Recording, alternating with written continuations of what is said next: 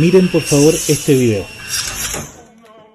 ¿Ejecución incorrecta del procedimiento o método inseguro para cortar círculos en madera? ¿Qué opinan?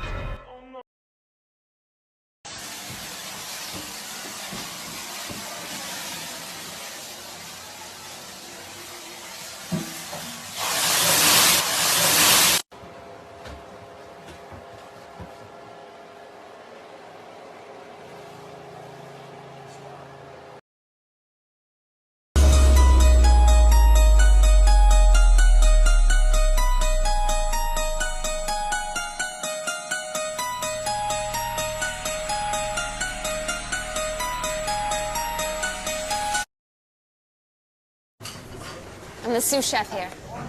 With any luck, I should be head chef by next year.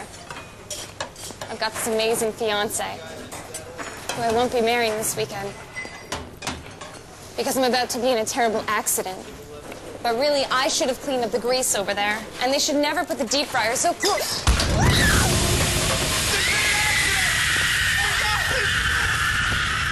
Somebody help me!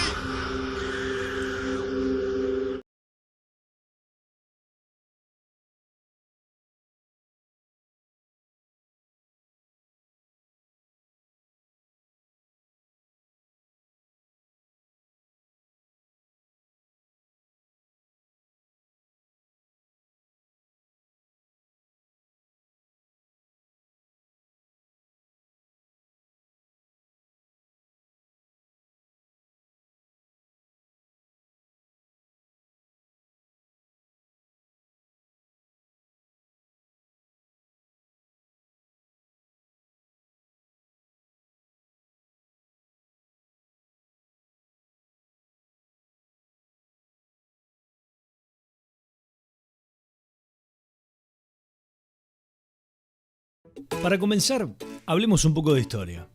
En el año 1996 entra en vigencia la Ley 24.557, denominada comúnmente como ART, Ley de Riesgos del Trabajo. ¿Cuáles son los objetivos de la ley? Los objetivos de la Ley 24.557 son asesorar en la prevención de accidentes,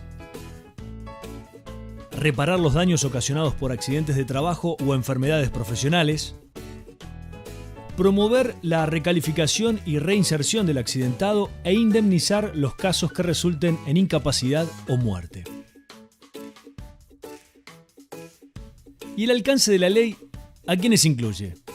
El alcance de la Ley 24.557 incluye a trabajadores en relación de dependencia del sector privado y público, a pasantes y becarios, que son aquellos trabajadores vinculados por relaciones no laborales, y carga pública, aquellas personas obligadas a prestar un servicio de carga pública. Ahora bien, ¿cuáles son los riesgos cubiertos por la Ley 24.557? Los accidentes laborales, todo acontecimiento súbito y violento ocurrido por el hecho o en ocasión del trabajo, o aquellos ocurridos entre el domicilio del trabajador y el lugar de trabajo, siempre y cuando el trabajador no hubiese alterado dicho trayecto por causas ajenas al trabajo, y que se los denomina in itinere. También, entre los riesgos cubiertos, están las enfermedades profesionales, que son aquellas que se encuentran en el listado que anualmente elabora y revisa el Poder Ejecutivo. Toda cobertura tiene prestaciones, en especie o médicas, asistencia médica y farmacéutica, prótesis y ortopedia, rehabilitación, recalificación profesional, servicio funerario. También están las prestaciones dinerarias, reintegro a la empresa de salarios pagados por ILT, en caso de optar por esta modalidad, pago de indemnizaciones por fallecimiento e incapacidades temporales y permanentes. Avancemos un poco más. En octubre de 2012 se sanciona la Ley 26.773, que introduce, entre otros, dos grandes cambios. Incrementa el monto de las prestaciones dinerarias. Le otorga al trabajador la posibilidad de optar entre las indemnizaciones previstas en el sistema de riesgos del trabajo o las que pudieran corresponder con fundamento en otros sistemas de responsabilidad, iniciando una demanda en sede de la justicia civil.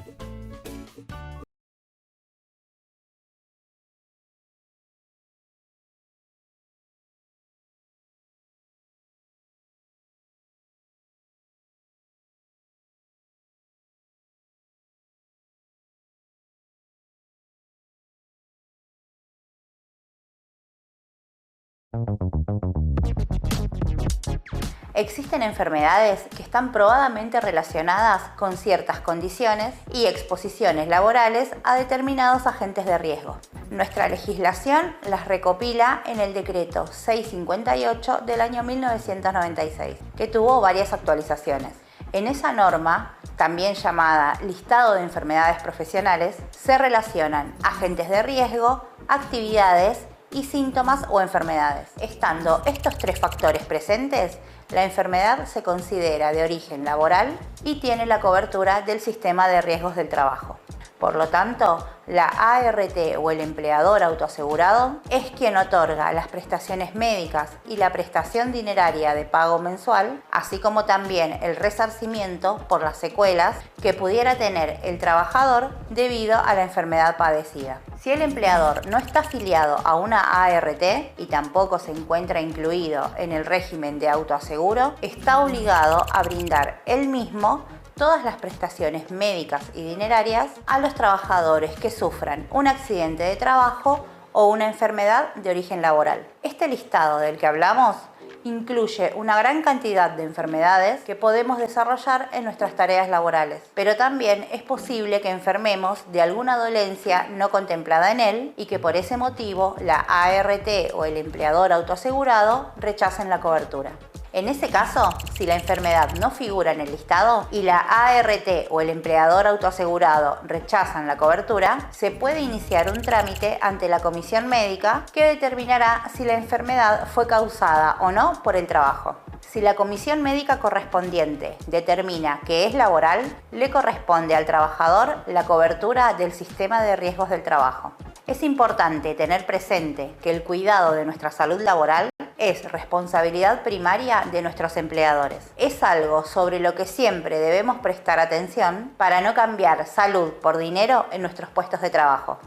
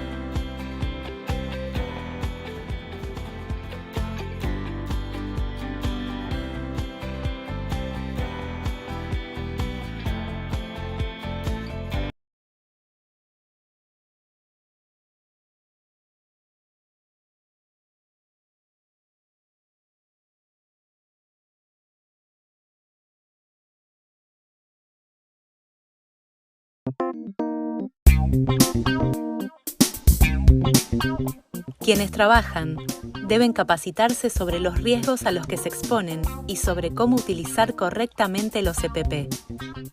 Lee atentamente las instrucciones del fabricante. Antes de utilizar el EPP, realiza una inspección visual comprobando que se encuentre en buen estado. En caso de presentar algún daño, debe reemplazarse. Los EPP deben estar limpios. Lávalos diariamente, según las instrucciones del fabricante, para que no afecte sus características y prestaciones. Y luego de cada uso, si trabajas con sustancias peligrosas. Guarda los EPP en su estuche, dentro de un armario o espacio destinado a su fin, para protegerlos de daños físicos, productos químicos, polvo, temperaturas o humedad extrema.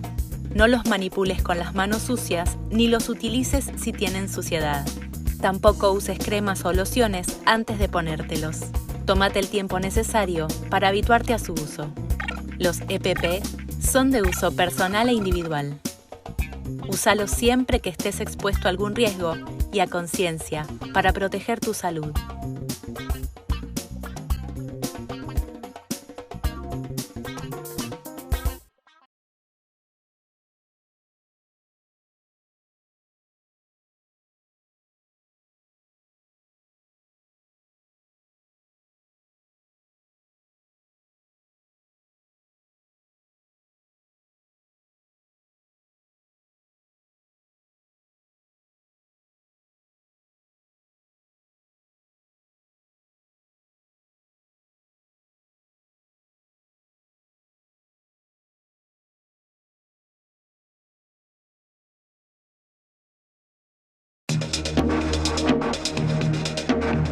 El matafuego consta de un gatillo activador y manivela de transporte.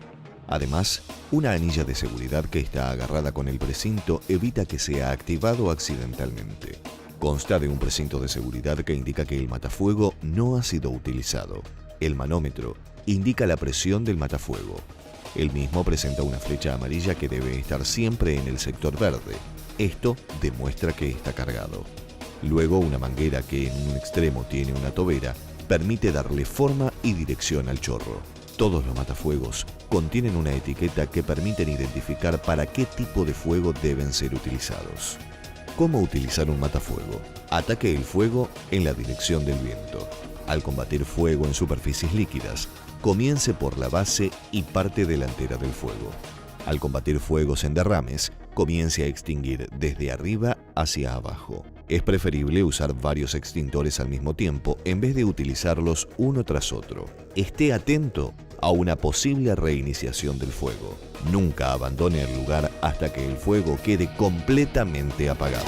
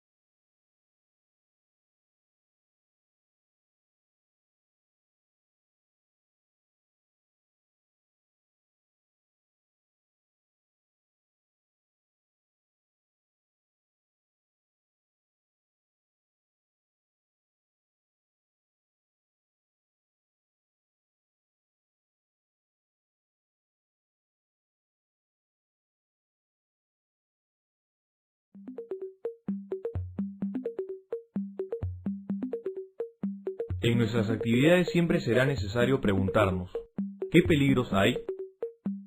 Peligro. Luego averiguaremos cuál es el riesgo asociado al peligro que hemos identificado. Ahora bien, con el peligro existente, ¿qué puede suceder? Dependiendo del nivel de riesgo hallado, lo que puede suceder es un incidente, un accidente leve, un accidente incapacitante o un accidente mortal. Estas posibles consecuencias se determinan respondiendo a la pregunta, ¿con qué frecuencia sucede? ¿Frecuencia alta, media o baja? Luego, ¿qué tan severo puede ser?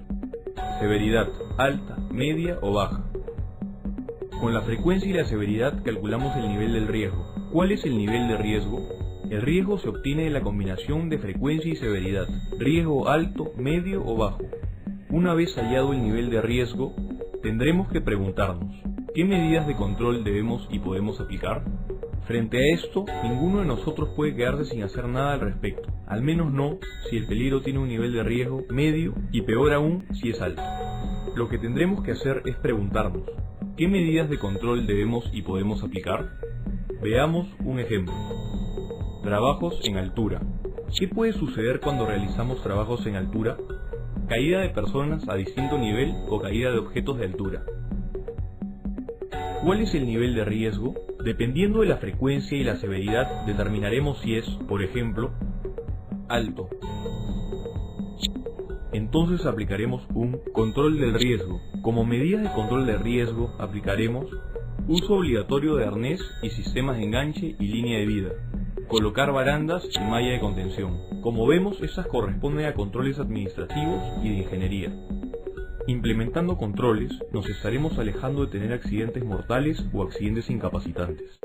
En la prevención de incidentes, accidentes o enfermedades ocupacionales, ¿qué nivel de éxito estamos alcanzando?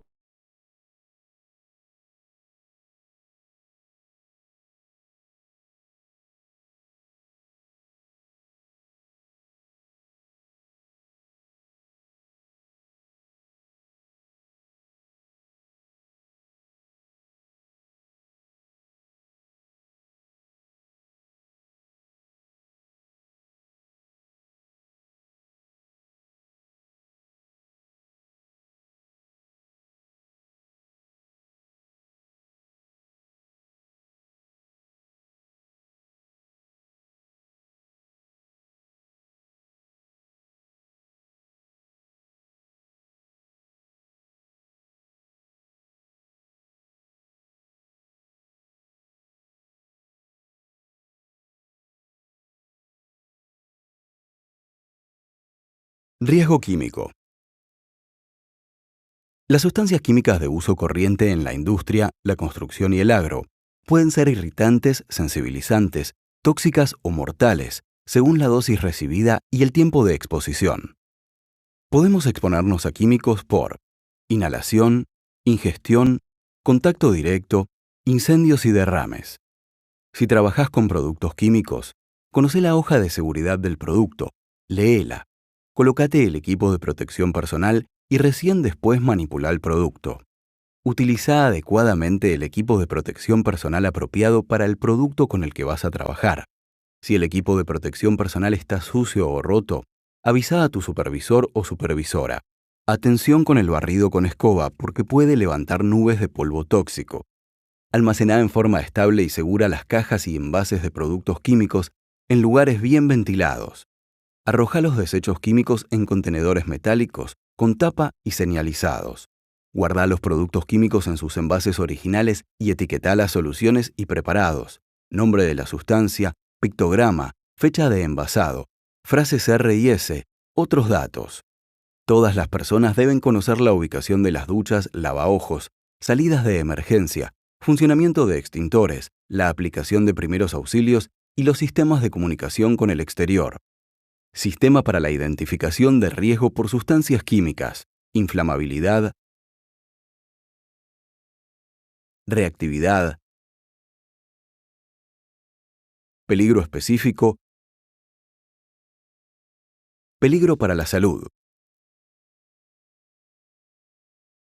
Ante un accidente con productos químicos, solo deben intervenir las personas capacitadas, las demás siguen sus instrucciones. En caso de incendio o derrame, seguí las medidas del plan de emergencia evacuación. Para conocer más, descárgate los afiches de nuestra biblioteca de contenidos, provinciaart.com.ar/biblioteca de contenidos. Capacitate en la temática a través de nuestra oferta formativa, provinciaart.com.ar/centro de formación.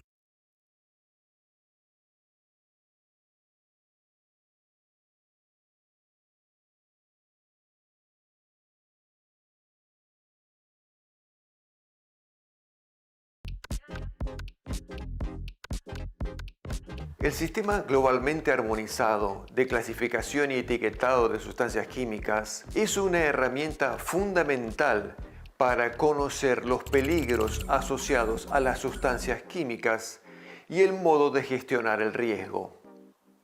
En abril del 2015, por medio de una resolución de la Superintendencia de Riesgos del Trabajo, el SGA fue declarado de carácter obligatorio para las y los empleadores de Argentina.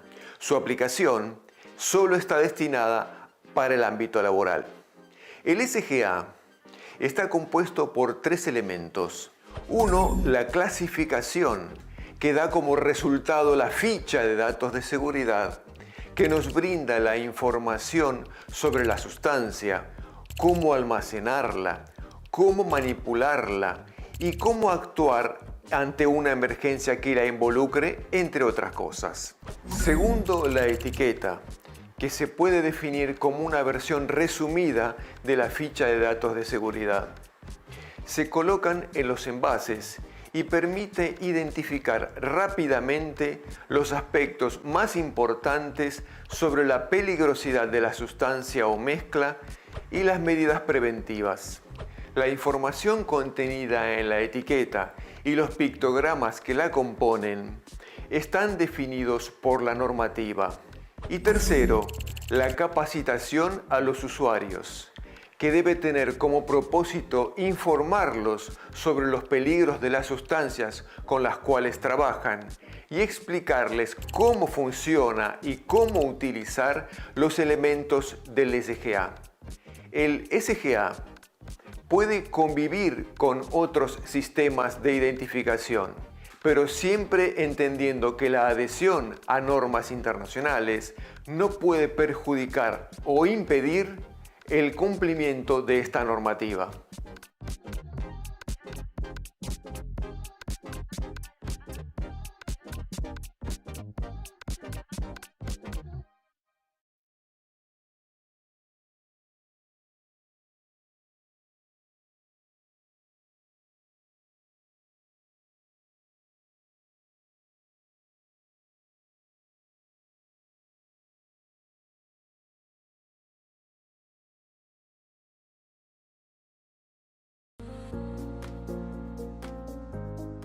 La Superintendencia de Riesgos del Trabajo utiliza y promueve la implementación del método del árbol de causas para la investigación de accidentes. Sirve para analizar los hechos ocurridos con el objeto de prevenir futuros casos. Este método presenta una lógica de pensamiento distinta a la convencional, dado que excluye la búsqueda de la culpabilidad como causa del accidente.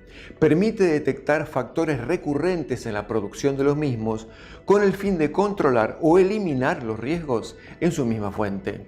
Es un método resultante de un procedimiento científico que permite confrontar los hechos de manera rigurosa, facilita la mejor gestión de la prevención y ocasiona una disminución en el número de accidentes. El método parte del postulado de que no hay una sola causa, sino múltiples causas de cada accidente, y que estas causas no son solo debidas a errores técnicos o solo debidas a errores humanos. Es un método de análisis que parte del accidente y que utiliza una lógica de razonamiento que sigue un camino ascendente y hacia atrás en el tiempo para identificar, estudiar el mal funcionamiento del sistema de trabajo en la empresa mediante la formulación de las siguientes preguntas. ¿Cuál fue el último hecho? ¿Qué fue necesario para que se produzca ese último hecho? ¿Fue necesario algún otro hecho más? Valiéndonos de entrevistas a los trabajadores, los que estuvieron presentes en el momento del accidente, y también de supervisores, visitando el lugar del hecho lo más pronto posible y tomando nota de los hechos, no de interpretaciones o suposiciones. El método tiene un sistema para encadenar los hechos y una forma gráfica de presentar los resultados. Y obviamente, lo que se busca es comprender esos hechos y con los resultados hacer las correcciones que correspondan para evitar la repetición del accidente. Es muy importante integrar las conclusiones de la investigación del accidente a los métodos de trabajo seguro para ajustarlos, mejorarlos y luego aplicarlos a la capacitación periódica. Para mayor información, visite nuestra página web. Prevenir es trabajo de todos los días.